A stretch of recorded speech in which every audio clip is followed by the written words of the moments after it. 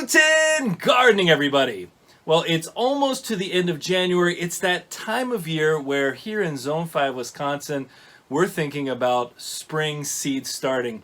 And in today's video, I'm going to talk about creating a seed starting checklist. I'm going to give you some of the reasons why it's beneficial and talk to you about what our checklist is going to include. So whether you're a beginner gardener or an expert, we think having a seed starting checklist is essential, and we'll explain why. Now, first and foremost, let's talk about the reasons why checklists are so important in the garden. First of all, it's going to help you stay organized. When it comes to seed starting, to seed planting, to the entire gardening process, it's important to stay organized in order to make sure that everything gets done in a timely manner.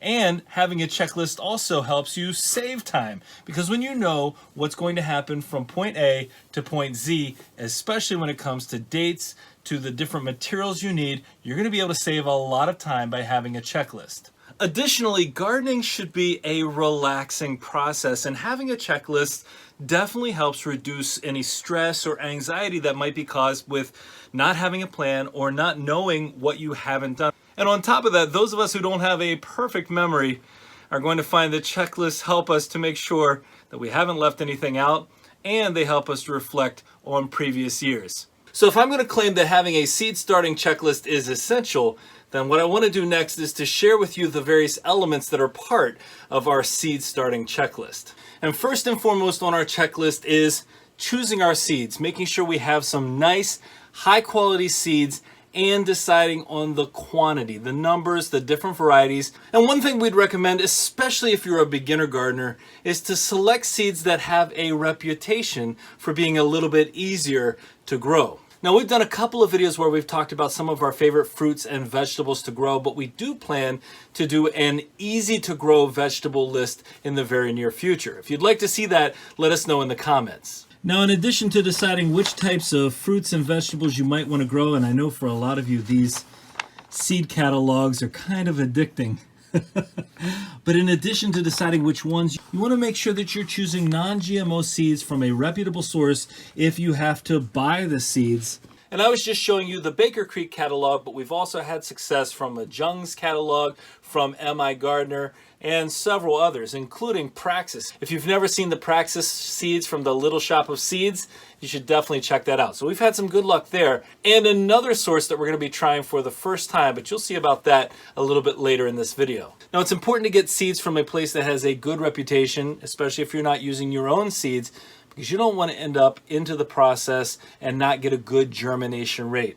That is absolutely disappointing and a waste of time when we can't have that. So the first things on our checklist are that we have picked out the seeds, the fruits and vegetables that we want to grow, and if we're purchasing them, that we have the right kind of source that's high quality.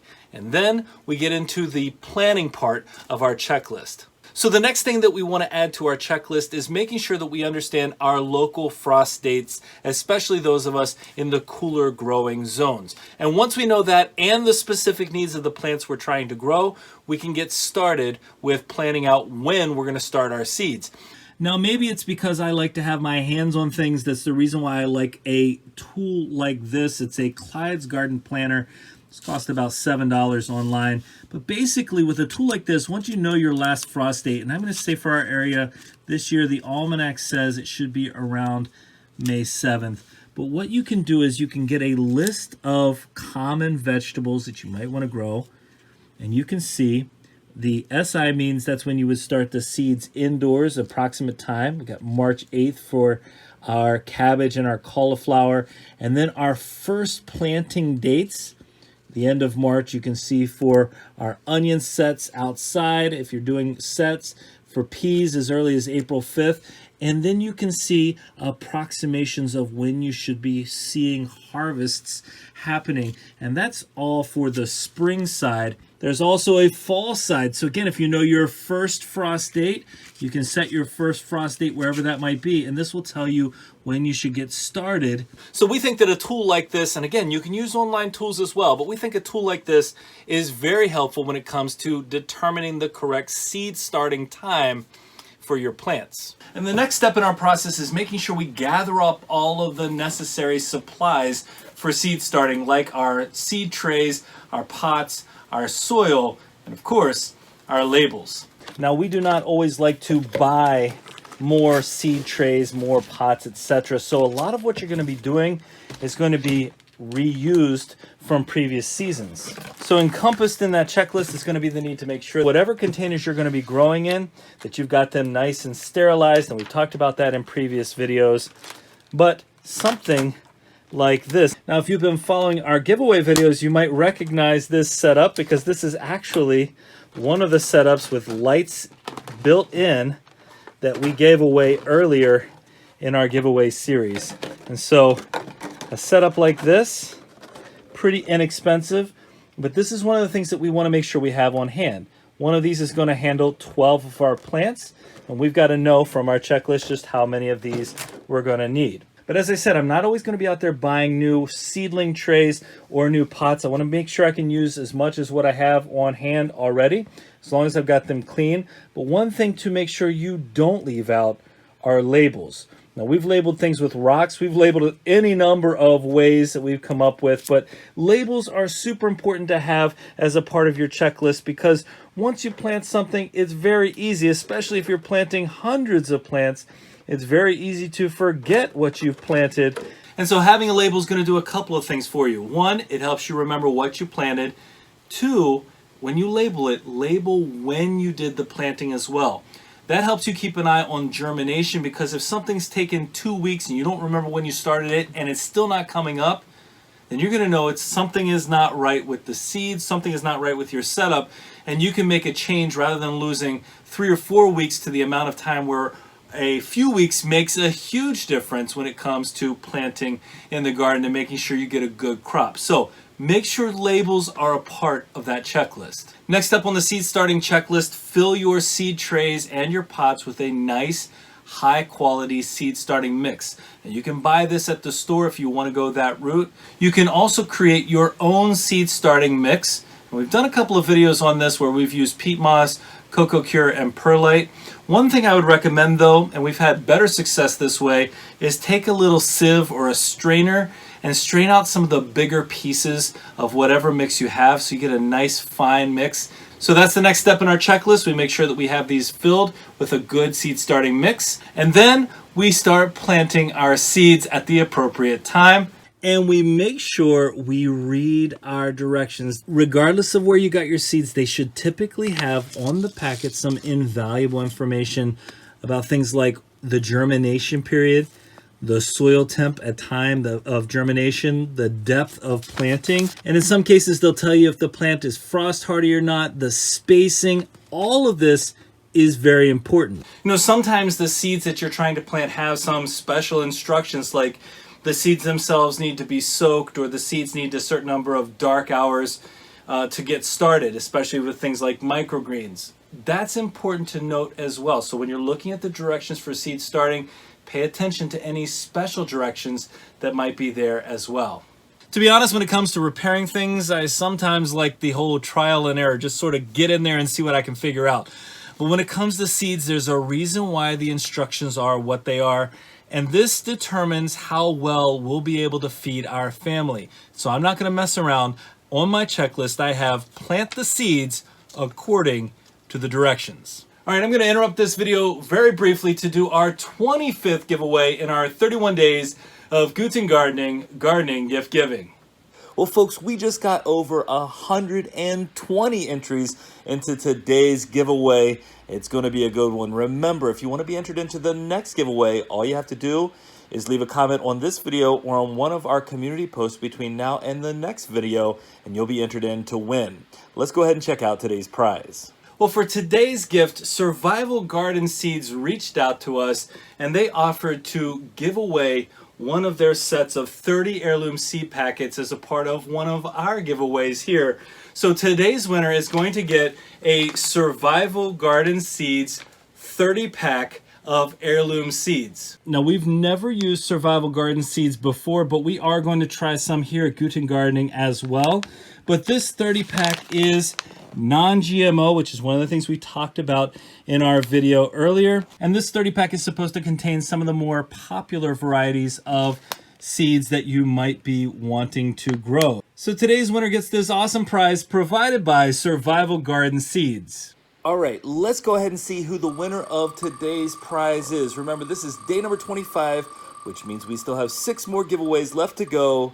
And our winner today is Allison and Brandon. Congratulations, Allison and Brandon. Folks, go ahead and say congratulations in the comments. But remember, don't say their names so that when they see they've won, they can be surprised. And Allison and Brandon, when you see you've won, leave a comment on this video, and we'll be in touch to get those seeds sent out to you as quickly as possible. All right, let's head back to our video. Next up is making sure we have a location chosen for where we're going to start our seeds. It is essential to remember the importance of lighting when it comes to your seeds growing. So if you have a nice sunny area, we've seen people start seeds in that kind of part of your house.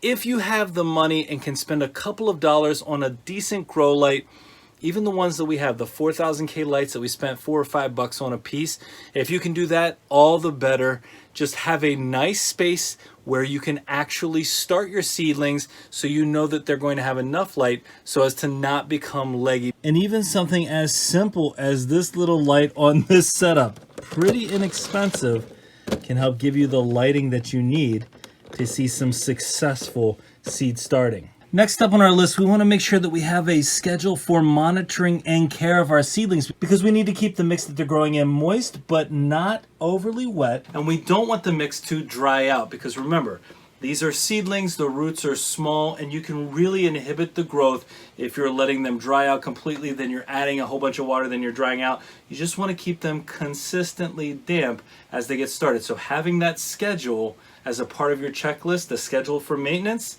that's very important. So after monitoring our seedlings to see how well they're germinating and taking off any coverings once they've started to appear, the next part of our checklist is to prepare some of those seedlings to transplant once we've got their second set of leaves on there. Because at that point, if you're growing in seed trays, for example, they've probably outgrown their seed trays and you don't want them to become root bound. So paying attention to the schedule, paying attention to when they're at that point, they reach that point, that's next on the checklist. And once we've transplanted and up-potted to the size, it's going to be the seedling size that goes outdoors, and we get toward that part of the season where it's finally time to start bringing some of our seedlings outdoors. The next thing we're going to do is to harden off our plants. Now, we already did a video where we talked about the importance from our perspective of hardening off our plants to make sure that they're not shocked by the difference in temperatures going from indoors to outdoors.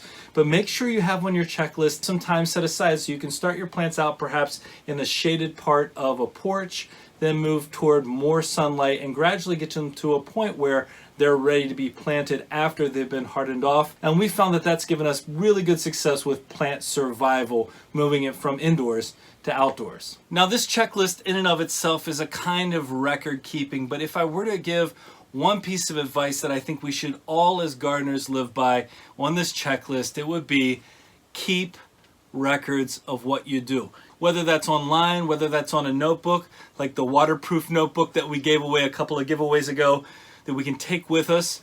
And that's my personal preference. I like to be able to have it in my hand, just like the planting guide. I like to have a notebook in hand so I can record things as I go. Do it online, whatever you like, but try your best to keep track of what you've done each season. Keep a record of it. It truly helps you perform better when it comes to the dates of planting. It truly helps you perform better when you look at the varieties that maybe you forget didn't do as well or the ones that really overperformed. Keep track of all the things that you do with your seed starting, etc., so you can continuously improve your practices as a gardener. I'm talking to myself right now. It's an important part of what we do to become better at this craft of gardening. Well, folks, that was a jam-packed video. We really hope you enjoyed it, found it useful. Again, whether you're a beginner gardener or an expert gardener, it pays to have a checklist in place for just about everything we do, but especially for seed starting. Well, congratulations once again to our winner today. We hope you all enjoyed today's video. If you did, don't forget to give us a like, leave us a comment, remember to share and subscribe, and most importantly, remember, when you're with us, you are good to grow.